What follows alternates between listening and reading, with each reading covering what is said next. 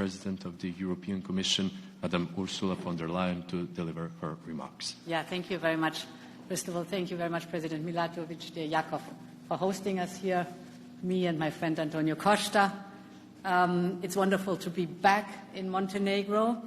And indeed, we have met now for the second time with our Western Balkan partners within 6 months. And that says already something very important. It shows that Europe and the Western Balkans are getting closer. Today we discussed how to make this connection stronger, how to make it more visible, more concrete. We have been all affirming the Western Balkan belongs into the European Union. That's very clear. And this is not only a promise for the future, it is a choice that we make, a strategic choice. We make this choice through investment, through closer cooperation, and, of course, the confidence to move forward together. We have basically discussed two topics. The one was the growth plan, the other one enlargement.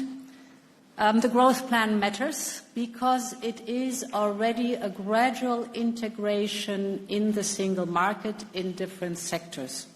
The principle is very simple.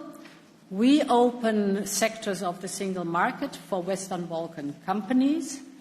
Therefore, the Western Balkan countries have to do reforms to create a level playing field, but with the reforms comes our investment. And these are very tangible and practical things. We have so far delivered investments of 675 million euros. The next tranche that is foreseen for disbursement is 540 million euros. It's, for example, high-speed internet for 75,000 households, or it's the electrification for railway, or it's preschool places, just to name a few. But it has, of course, also very important impact for the companies, the business in the Western Balkan.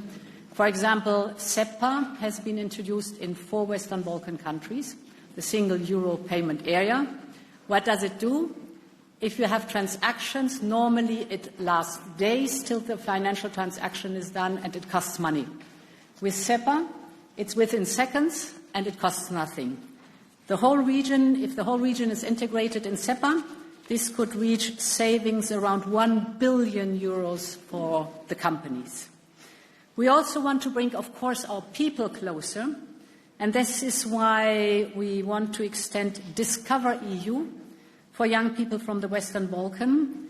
And what is very good, we will now start to negotiate and implement in the Western Balkan roaming, roam like at home.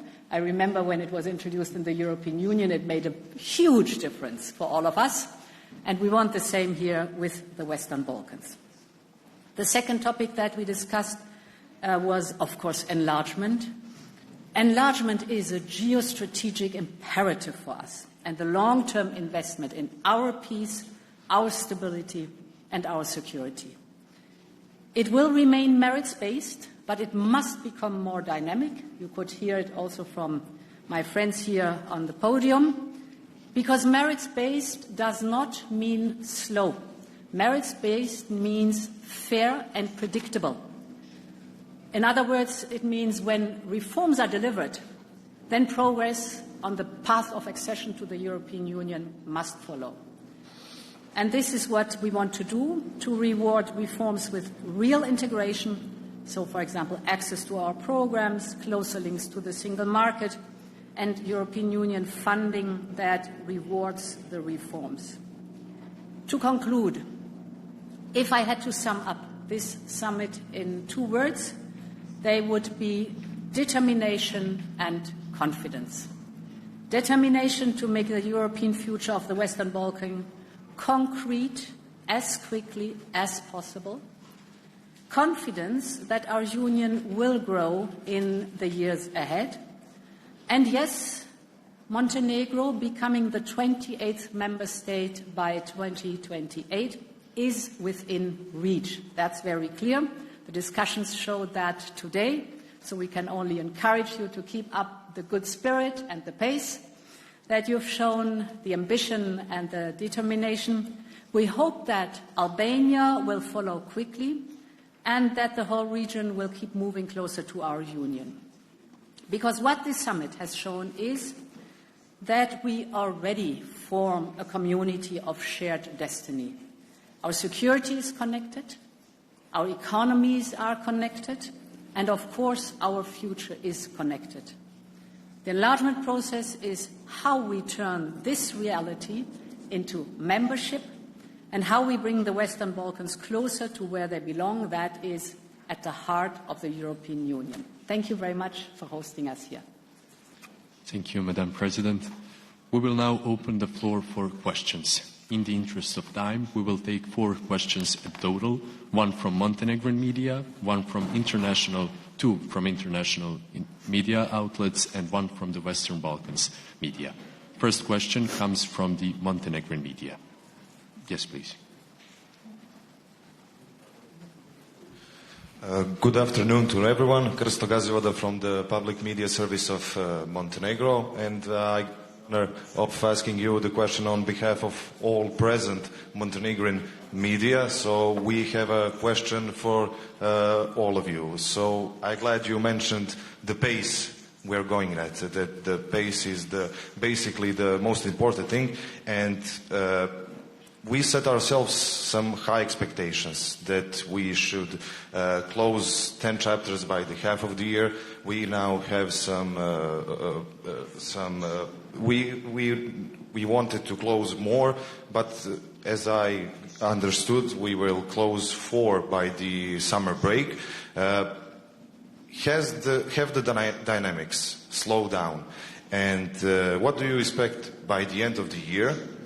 And what happens if some of the chapters remain to be closed in the next year? And also, do you see some foreign factors affecting our path to the EU? Thank you. No, we have very good news on that one. I must say it's impressive to see the speed at which you are delivering, and here everybody is pulling in the same direction. The President, the Prime Minister, the Parliament, that's very important. You all are focused on the common goal, and we can sense that because the speed of delivery of complicated reforms is impressive. So we can only encourage you to keep up the good work. And indeed, the goal is towards, let's say, the end of the year or the beginning of next year to have the whole clusters and chapters closed, to then do the next steps. This is the drafting of an accession treaty and the following steps then that have to be done. It's getting very concrete. So you're moving towards the finish line, and the finish line is not a finish, it's the beginning of a membership in the European Union. So keep up the good work. We are by your side every step of the road. Do you want to say something? Let me just, quickly build on what Madam von der Leyen, already mentioned. I think that, this is really a great day for Montenegro.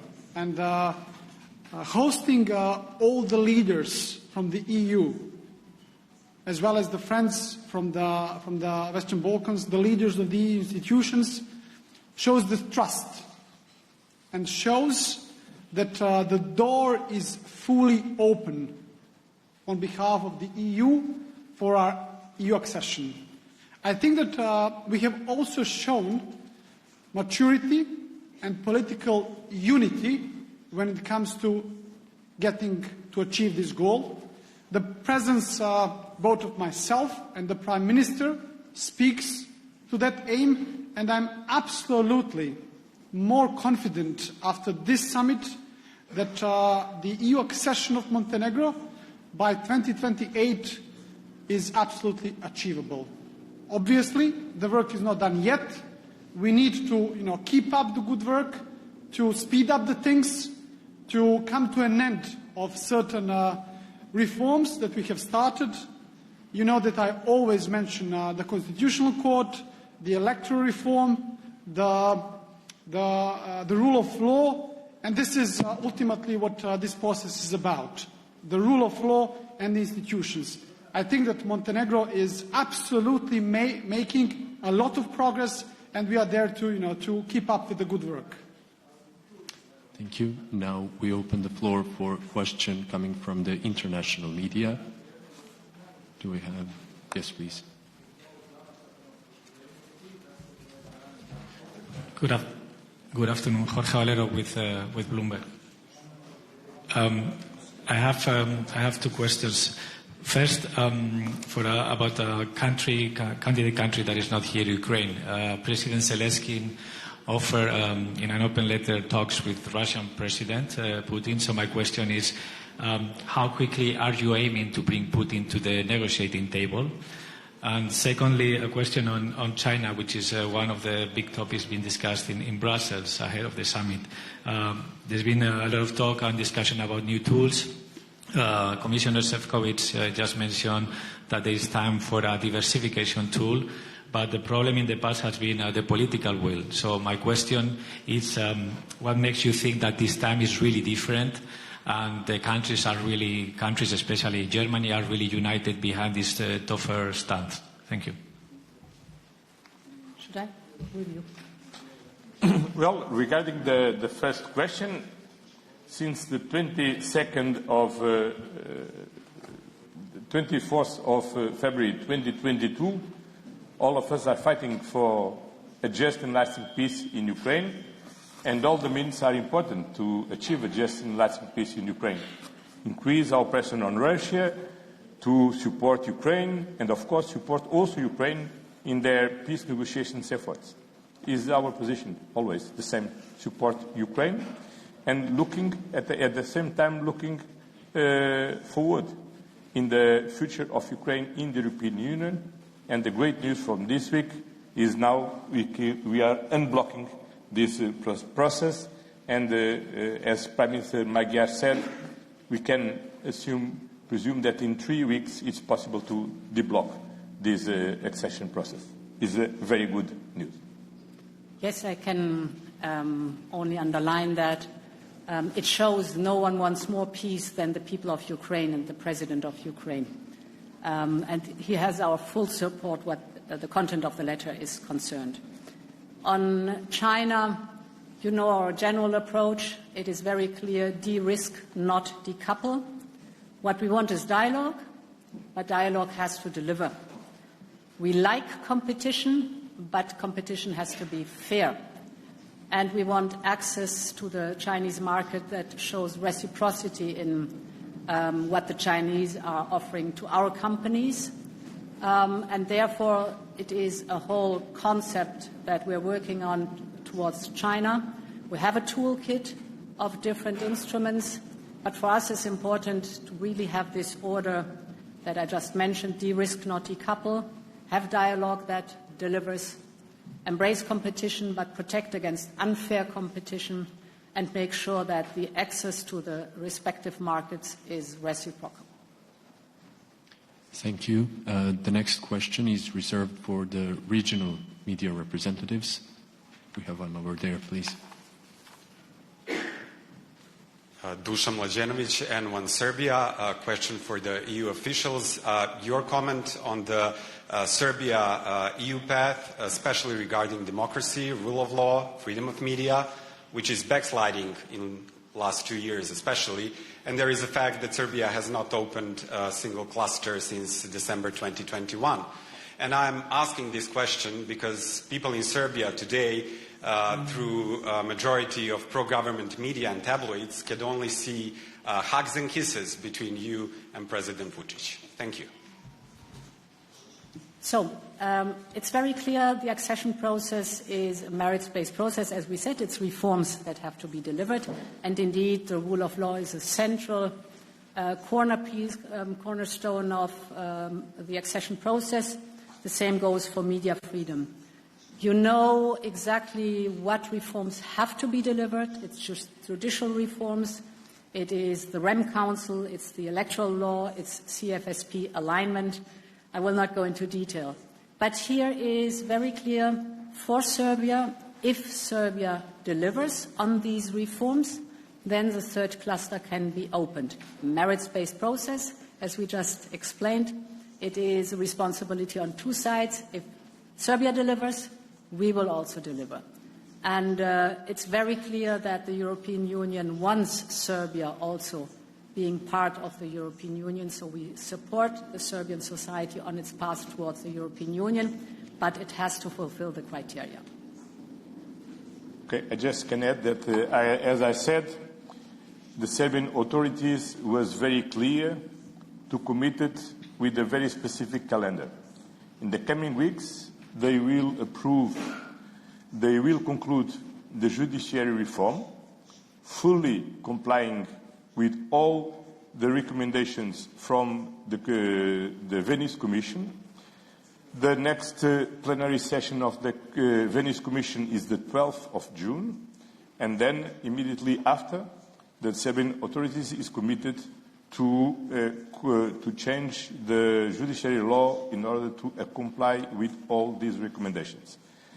They have already approved 4 laws regarding the recommendations of ODIHR, and they need to approve in the coming weeks more 2 laws to fulfill all the recommendations of ODIHR regarding electoral law.